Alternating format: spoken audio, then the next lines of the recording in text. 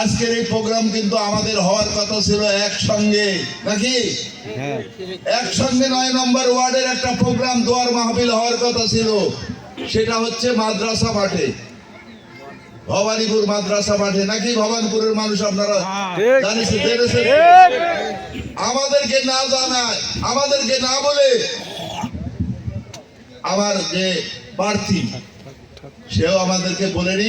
সেই প্রোগ্রামের আয়োজক সাবেক সভাপতি রফিকুল ইসলাম বাবলু আমাদেরকে বলেনি যেখানে জুয়ার ইউনিয়নে একটা দোয়ার মাহফিল হবে, প্রার্থী আসবে, আমাদেরকে সে স্মরণও করে নাই। আপনারা দেখেছেন তো সেই দোয়ার মাহফিলে স্থানীয় ভবানপুরের লোক কয়জন ছিলেন দেখেছেন তো নাকি? বাইরের লোক এসে তাও ৩০০-৪০০ লোক। ৩০০ চেয়ার ছিল এই প্রোগ্রামে, আজকে ১০০০ চেয়ার আছে এই প্রোগ্রামে। তারপরে লোক দাঁড়া আছে, বসার জায়গা নাই। এই সূত্রে একটা কথা বলতে চাই, ছাগল দেয় যদি হাল বওয়া যায় তাহলে মানুষ বেশি টাকা দিয়ে গরু কিনতো না। গরু দিয়া হাল বতে হলে টাকা খরচ বেশি হয়, আর গরু ছাড়া হাল বওয়া যায় না। তাই আমি আমার নেতাদের উদ্দেশ্যে একটা কথাই বলতে চাই, দ্বিধাদ্বন্দ্ব আমাদের ভিতরে কিছু নাই। দ্বিধাদ্বন্দ্ব আপনারা প্রার্থীরা তৈরি করেছেন, কমিটি দিয়েছেন, অযোগ্য একটা কমিটি। এই কমিটির নেতৃত্বে আমরা নির্বাচন করব না, বহু আগে আমরা প্রতিশ্রুতি দিয়েছি।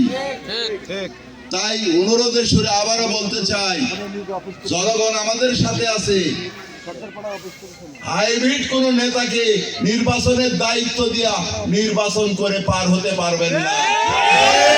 ভোটার আছে, যাদের সঙ্গে ভোটার আছে, জনগণ আছে, তাদেরকেই নির্বাচনের দায়িত্ব দিয়ে বৈতরণী পার হতে হবে, নাকি? আপনারা আমার কথা কি?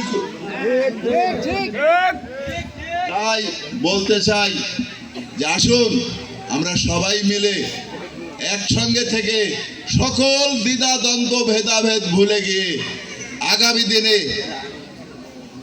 ঐক্যের কোনো বিকল্প নাই। আমরা যদি সবাই ঐক্যমতে থাকি, আমাদের কাছে ক্ষমতা নেওয়ার কোনো এখতিয়ার নাই।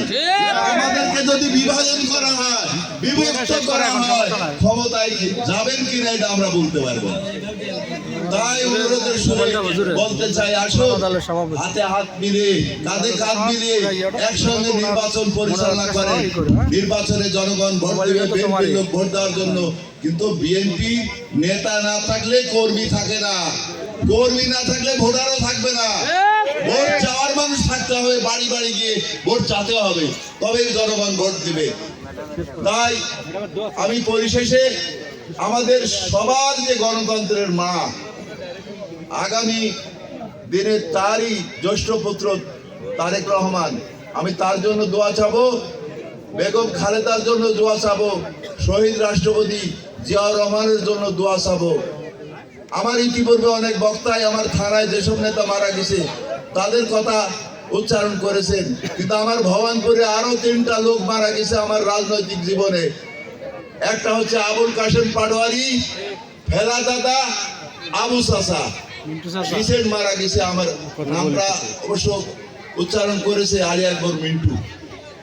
আমরা সবার জন্য দোয়া করব, আমরা আমাদের জন্য দোয়া করব, দেশি নেত্রীর জন্য দোয়া করব। আমাদের দোয়ার মাধ্যমে যেন আল্লাহ পাক তাকে বেহেশতের সর্বোচ্চ মুকাম দান করেন, আল্লাহ পাক যেন তাকে বেহেশতের সবচেয়ে সম্মানী জায়গা দেন, এই আশা ব্যক্ত করে আগামী দিনে আমরা সবাই একসঙ্গে কাঁধে কাঁধ মিলিয়ে চলবো, এই প্রত্যয় রেখে আমাদের এই অনুষ্ঠানের দোয়ার মাহফিল পরিচালনা করবেন আমাদের ওলামা দলের যিনি সভাপতি বড়াইগ্রাম উপজেলার